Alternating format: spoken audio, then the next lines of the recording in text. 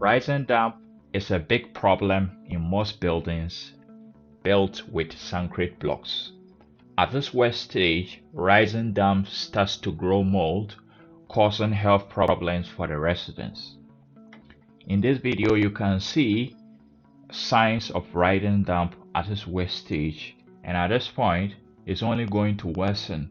The plastering of the building has already started to disintegrate and eventually is going to rise above the window level, compromising the structural integrity of the building.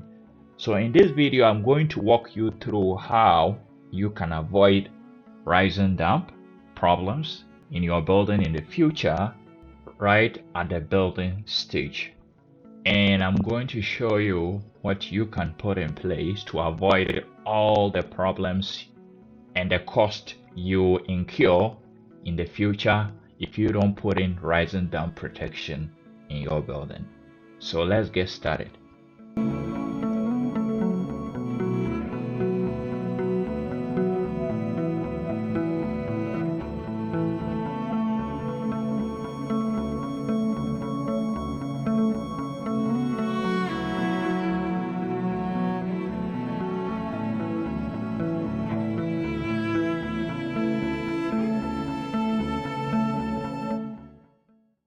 Now what you see here is a new building under construction, and already you can see rise and damp problem developing.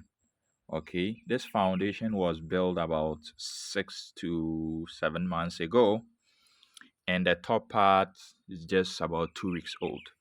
But then already you can see the foundation getting wet, right?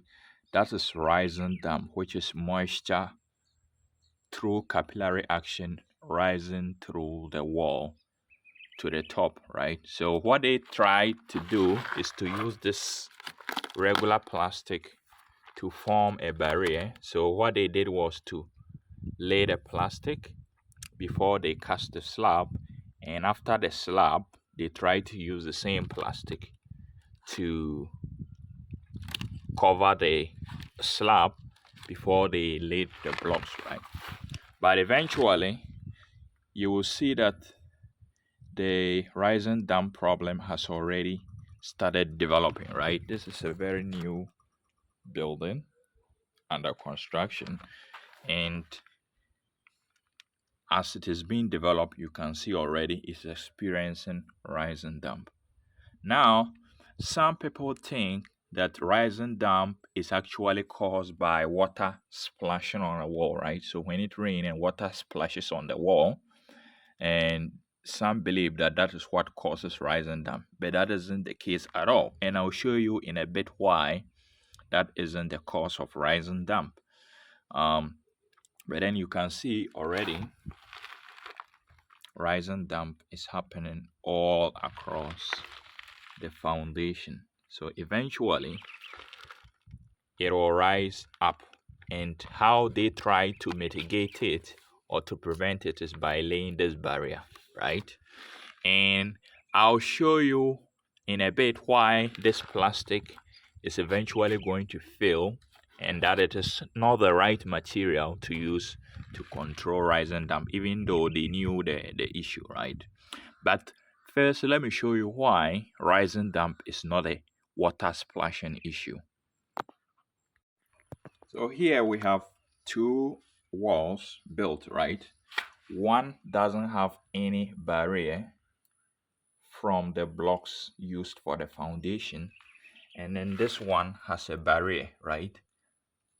As well as a slab, like a 3-inch slab, right? But then you can notice that there is moisture rising from the bottom. So this subtle gradient you see here is moisture, right? And you can see it is rising, and it is here at this level. You can see it happens across the entire wall that doesn't have any layer or a barrier, a DPM, damp-proof membrane, like this one does. This gray material is a DPM, damp-proof membrane, which serves as a barrier. This is actually the proper DPM material, but I'll talk about it later. Now back to this one. you can see the moisture is already rising to the top. So eventually this capillary action is going to go up and up, and then you see the effect of it all across the wall. So this is how rising dam happen. How it shows that this isn't a water splash problem is you can see the top, and this is a wall, right? It is not covered or anything. But then you can see the top looks dry than the bottom, which is experiencing the capillary action at the moment. So the top still gets splashes on it whenever it rains, but that water that splashes on a wall dries pretty quickly, right? And that shouldn't really cause a rising dam problem. It is only when moisture through capillary action, there's a capillary action of the moisture rising through the wall. That is actually what causes the rising dam problem. So until you have a barrier, and if you can look closely, you can see the first block used for the foundation is wet, right? But then the barrier serve as a break, and the moisture cannot rise and cross the barrier. So that's the layer of protection I was talking about.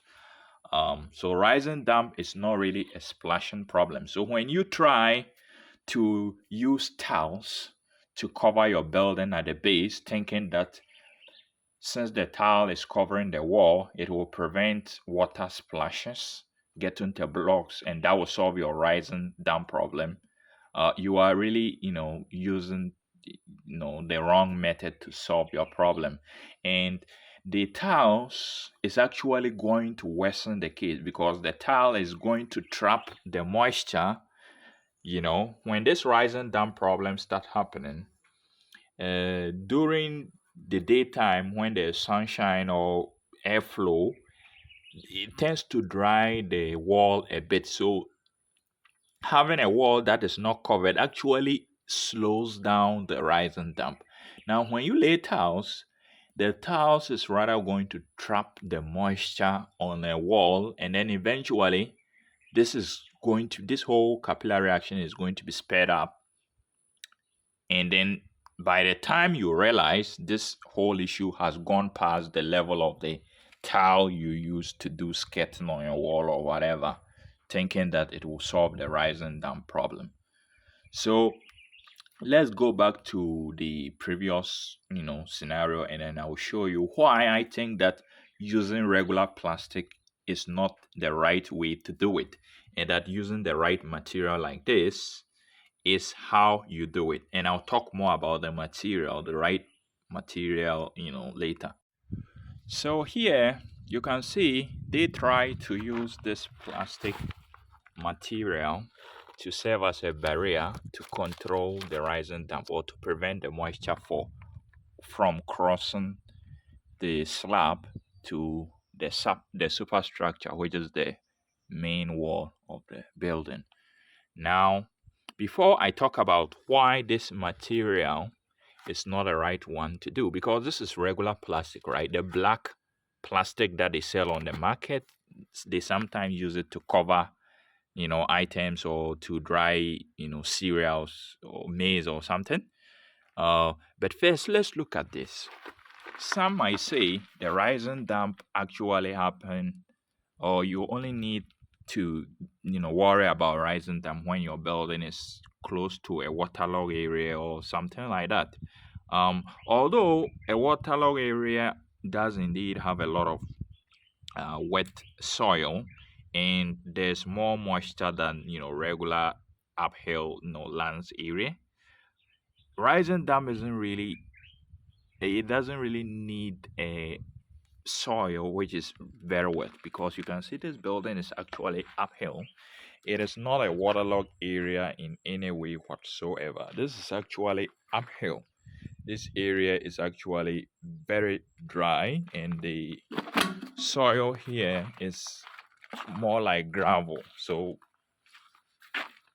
if it was caused by the building being located in a waterlogged area, then this building shouldn't experience rising damp at all. So This isn't the case of a building being located in a waterlogged area, although uh, it is more likely to be sped up, or the occurrence of rising damp is likely to be faster if the foundation is sitting in a wet ground, right?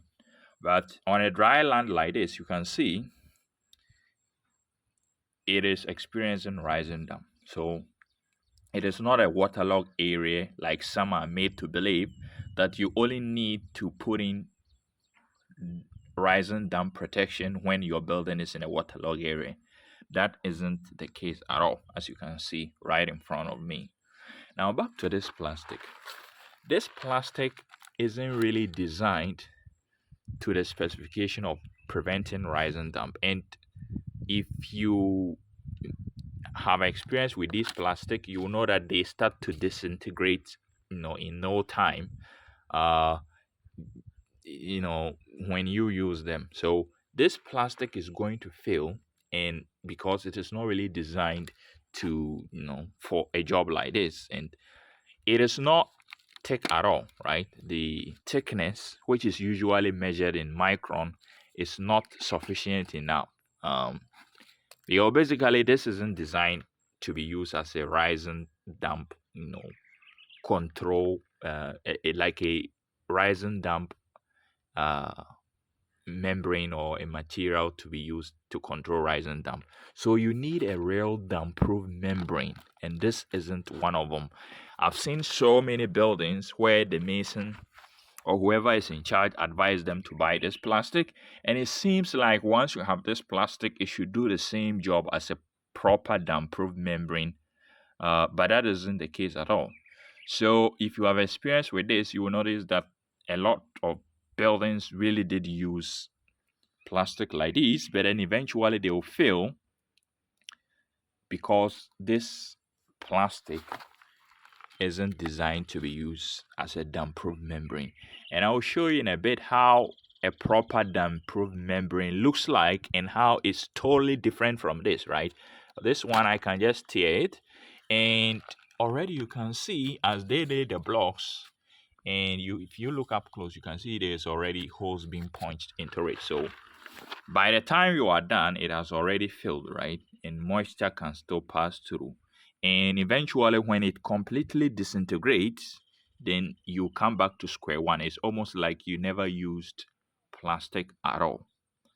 And I will also talk about the plastering of the wall and what you need to do after putting in a barrier, what you need to do with your plastering, just so that even if you have protection in the wall or the block, work that they did, how you can prevent the same moisture from traveling through the plastering instead, right? Because the plastering serves as a connector, a bridge from the foundation blocks to the top part, right? So I'll talk about that side of things much later. But then now let's look at this damp-proof membrane I'm talking about and how it is different. And another detail worth pointing out before we do that is here they did the plastic in two levels, right? First, they tried to lay the plastic before they did the casting of the slab, which is the floor concrete. And after the slab, before they did the block work, they put another plastic there, right? Well, now, like I said, it is going to fill. Even if you put two layers of the plastic, it is still going to fill, right? Because this plastic, one, is easy to puncture, and two, it starts to disintegrate in no time. But now let's look at a proper damp-proof membrane, and you can see how it compares to this one. Here I have the damp-proof membrane I was talking about here. And this damp-proof membrane, it may look like the plastic I showed previously, but this is very thick. And the thickness is actually 300 micron. There are thicker ones like 500 micron, right? But then even for a 300 micron damp-proof membrane, you can see it is very thick. So just pulling it, I'm using all my pulling strength, but it's not easy to tear it apart, right? So it's very durable and it doesn't disintegrate easily, right? And I'll show you an example of this damp-proof membrane which has been sitting in the sun for a while, but then it still looks intact, right? But what we did was to lay this damp-proof membrane right after the foundation, and after the filling and the filling with laterite and the compaction, we laid this damp-proof membrane to cover the entire foundation before we did the casting of the slab or the floor, and before the blocks for the superstructure, the main building, we laid a different material. So this is a damp-proof membrane, but then here we used what we call a damp-proof course. A damp-proof course is not supposed to be used to cover the entire floor, but then just where the blocks will sit, right? So if you look close, you see that it is rough both at the top and at the bottom, and then you spread it right just where the blocks will sit, and then the blocks will be laid on top of it. So you have first barrier, and then you have a second one for the superstructure, right? This is the proper way to do it. So you can see, even though there's rise and damp, when it hits the first layer, it stops it right there, right? So this damp-proof membrane stops the rise and damp, and you could leave out this damp-proof course because you have the damp-proof membrane already doing its job. But then we decided to beef it up with a damp-proof course, which is actually the right way to do it. If you have the fans and you want to do it properly, you use the damp-proof course as well. So this is damp-proof membrane. This is a damp-proof course for the course, the block work, and it is designed to have a rough surface just so that the mortar will stick to it. So it's actually durable, similar to the damp-proof membrane. The damp-proof course is also very durable and it's not going to easily disintegrate. The difference is it isn't designed to cover the entire foundation. It is designed as a thin strip for the blocks to sit on. So that is the damp-proof course. Now let's see how this damp-proof membrane does when it sits in the sun. You will see how it is different from the plastic and it doesn't easily disintegrate. This is a damp-proof membrane, same as the one that I showed, and this one has been sitting in the sun. We used it to cover this septic because we wanted to cover it with soil and conceal it. But then to show you how it is different, you can see this has been sitting in the sun for a long time, right? Similar to the one we did here. And it has been there for, I would say, almost a year.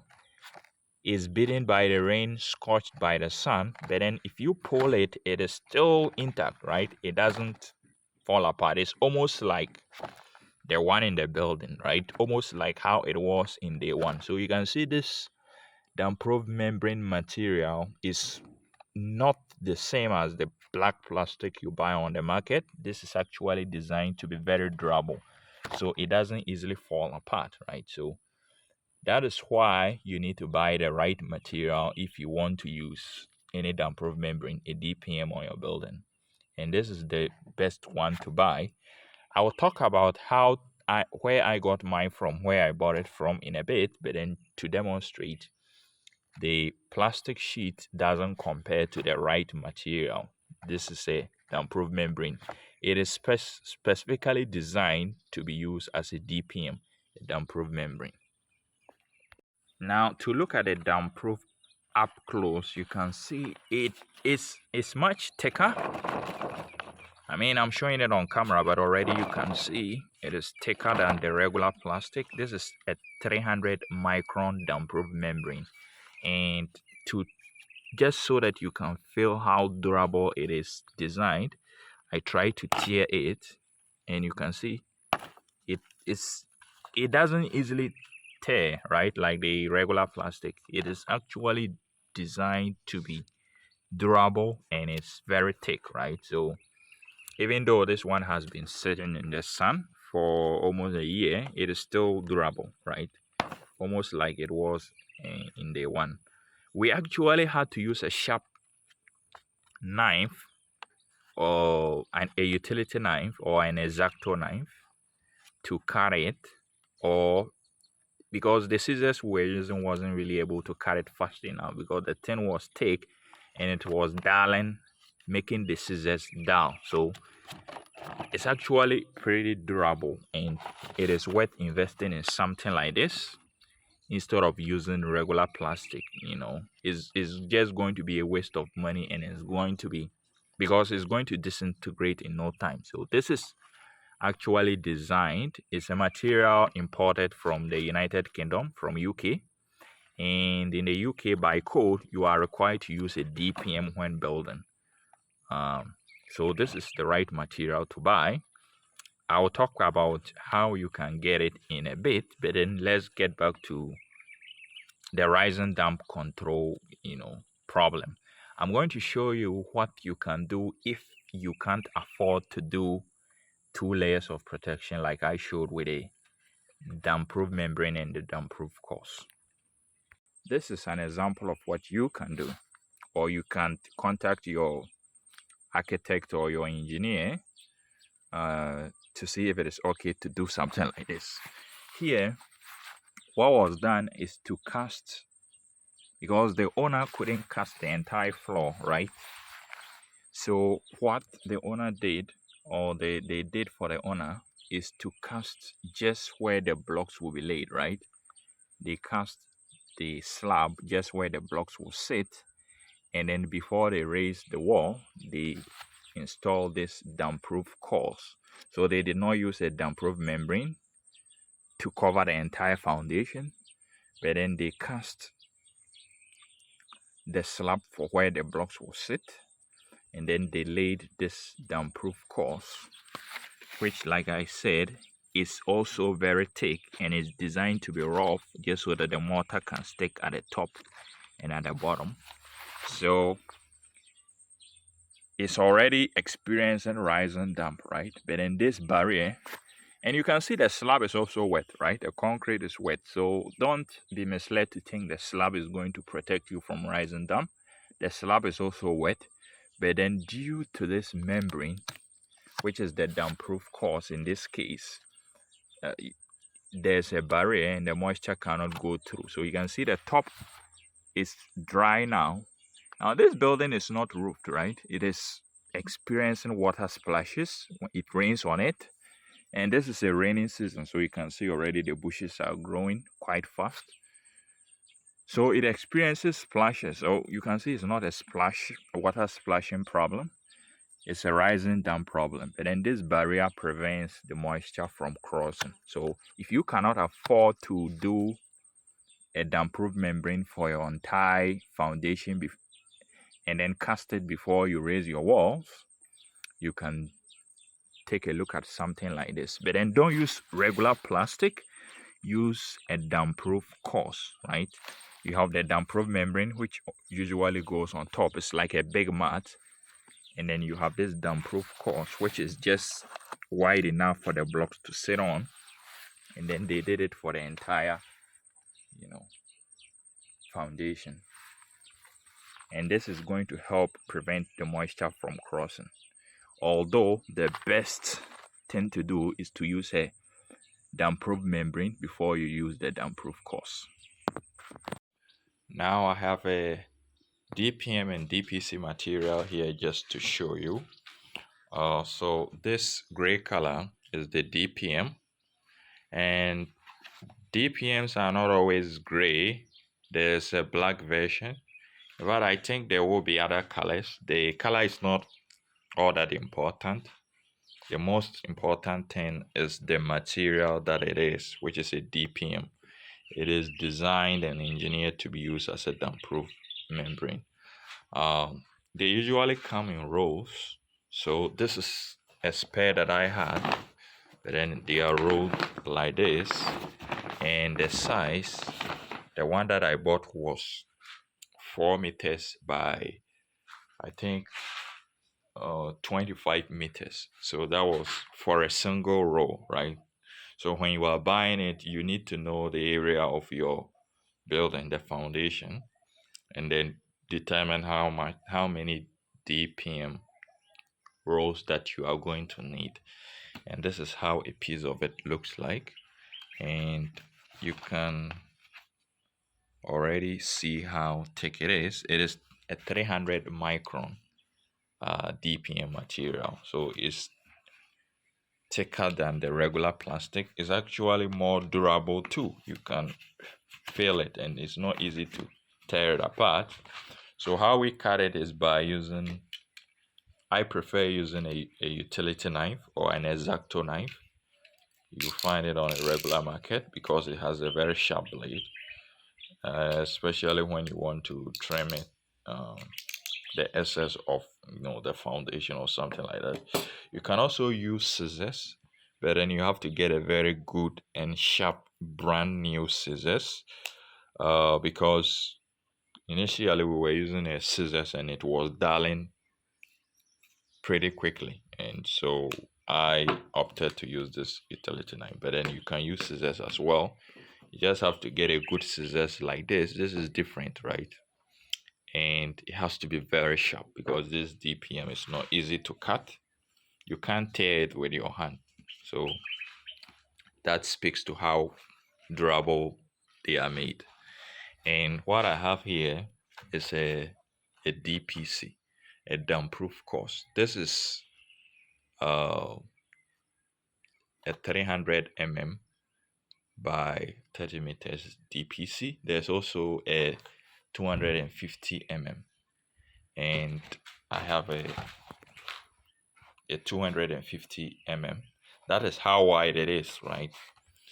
So you can see how they compare. This is the 300 mm. This is the 250 mm. So you can put it like 25 centimeters or 30 centimeters.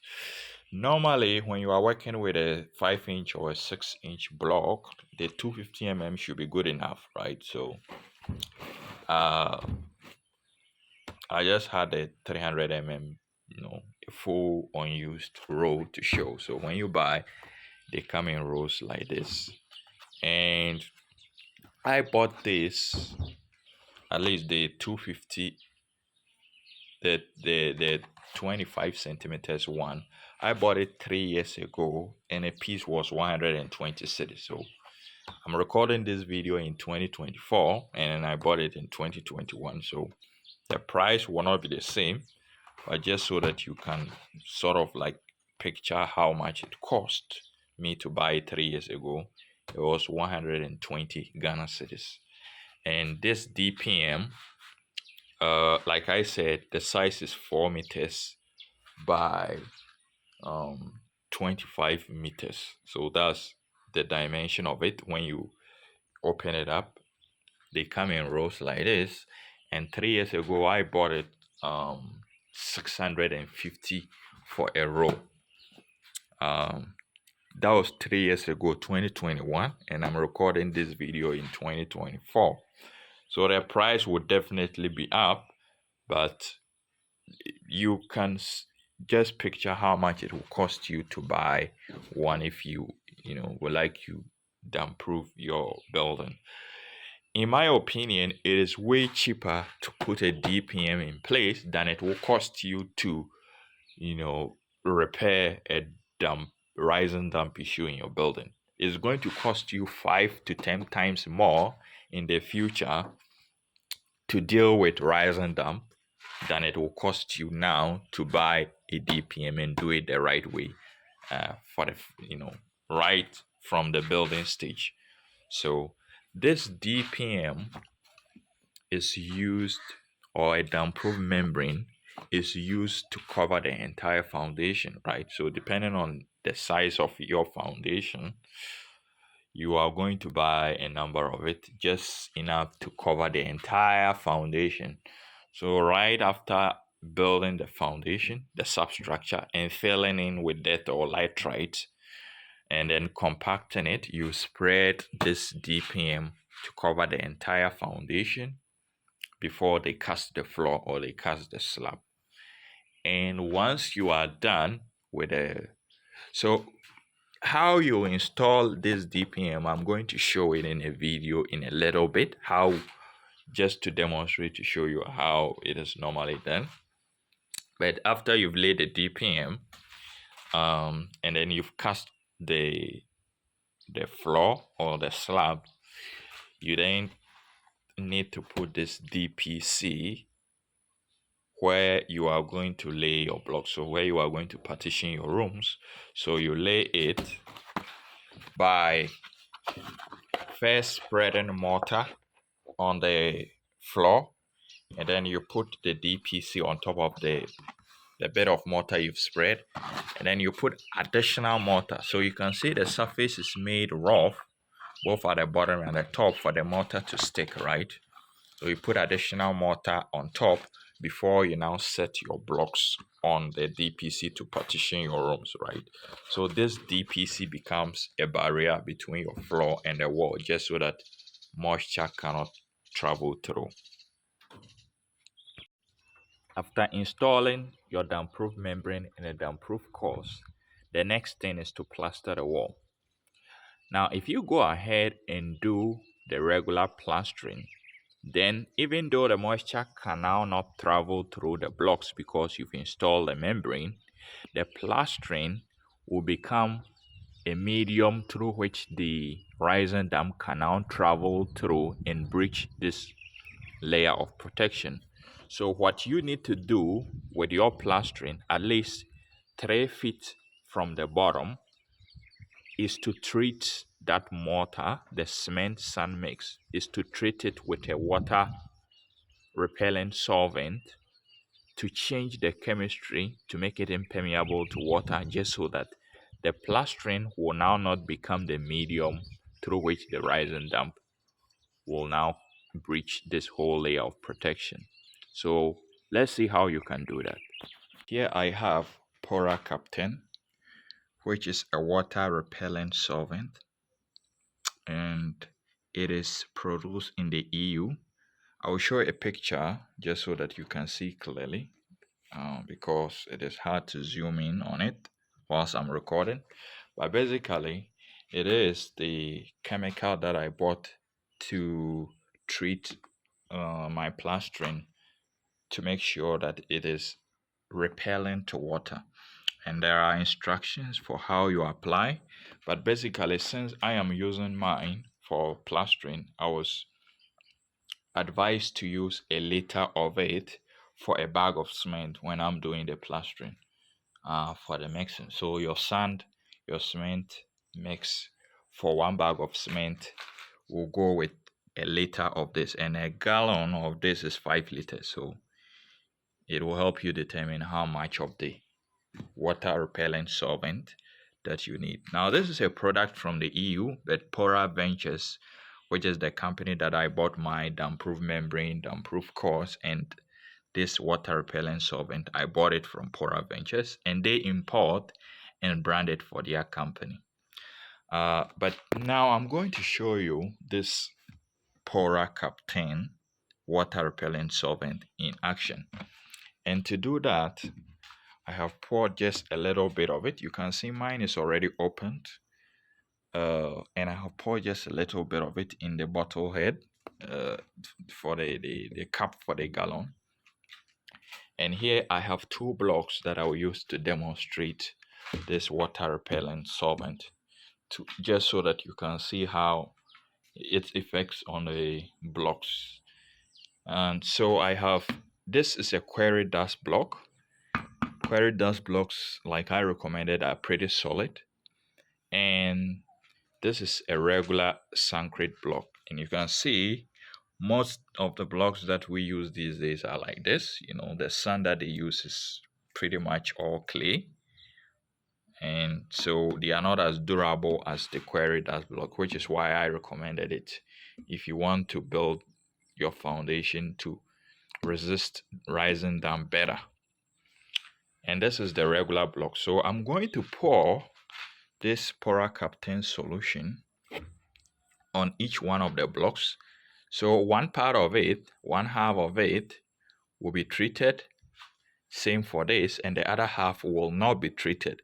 And after that, I'm going to pour just a little bit of water on it, just so that you can see the effect of water penetrating into the blocks after the Pora Captain is applied. So just a little bit of it, and I'm going to pour it first on the quarry dust block, just a little bit. You don't really need a lot. And again, I'm doing this to demonstrate, so I'll just pour a little bit of it on top, and I'll wait for about 5 to 10 minutes for it to uh, be to sink into the blocks. And I will do the same for this regular concrete blocks. And you can see the concrete blocks is more porous, like the solution just gets absorbed immediately I pour onto it. So I have both of them treated with a Pora Captain. And so I'm going to wait for 10 minutes. And after 10 minutes, I'm going to pour a little bit of water on it, just so that you can see the Pora Captain's effect on the blocks. So it's a little over 10 minutes, and you can see there's still the mark of the Pora Captain that I poured on the block still. But I'm now going to test it with this water. I'm first going to pour the water on the side where I didn't treat, and then you can see its effect on the block. So I will just pour a little bit just to demonstrate. And you can see the water is absorbed into the blocks immediately, right? So it's very porous. Now let's look at the Pora Captain side of it. Now this block is very slopey, but I'm still going to pour just a little drop of it, just so that you can see the difference. Now you can see the water sits on the block, right? The water sits on the block. It isn't being absorbed like it was absorbed immediately on this side. Oh, I poured too much, but you can see it is absorbed. But here the water is still sitting on the quarry dust block, right? So that's Pora Captain in action there. It has changed the chemistry of the block to make it water repellent. And this is the concrete block, right? This is very porous, very, very porous. And these kind of blocks, the moment you use it to build your foundation, you are going to experience rise and damp immediately, because it's so porous, it doesn't take much for water to sink through. Now, even with that, I'm still going to test it out because I applied the Pora Captain there. Just going to put a little bit of the water on the side I didn't treat. And you can see it is being absorbed almost instantly, right? And let's see the side where I applied Pora Captain. This block is very porous, but let's see. Just a little bit. You can see that the water stays on top for a while, and I can see it is sort of being absorbed, but it's not. It's a significant difference between that and where I didn't treat it, right? So the water is still sitting on the block, even though as I look close, I can see it is sort of being absorbed, but slowly. So the chemistry of the block has been changed by the Pora Captain, right? And for this one, oh, the water just did flow here. Let me put a drop on the query dash block again.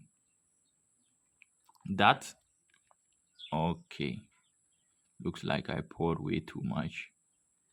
Let me do it for this side. You can see the water still sit on top of the block, right? So it's getting a better result than the concrete block. But even then, you can still see that for the concrete blocks, it holds water better than it does for where I didn't treat it, right? Where I didn't treat it, the water gets absorbed immediately. So that's Pora Captain in action. And like I said, I bought it from Pora Ventures. And Pora Ventures isn't paying me to say this or to advertise their product. It's something that I bought and I've seen the result. So what I'm doing is try to share the knowledge out there because I've seen many homeowners dealing with rising damp issue because they didn't have this information that I'm giving out now. And it's going to cost you a lot more to fight off rising damp than it will to put in these measures right at the building stage.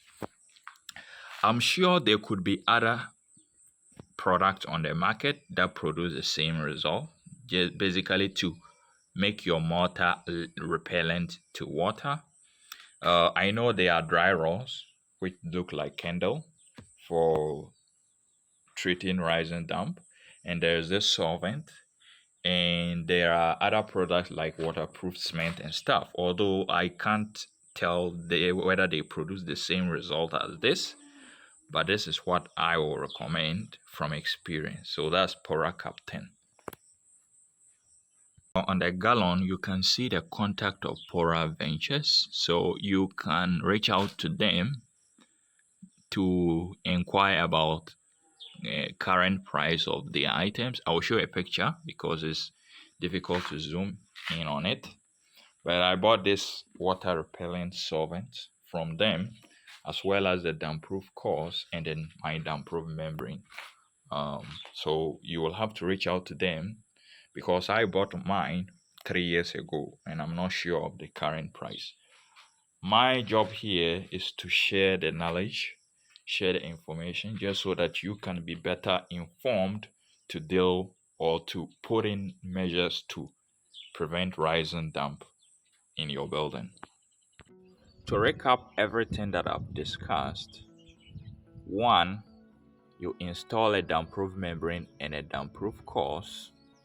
Two, you make sure that your filling stays below the level of the damp-proof membrane.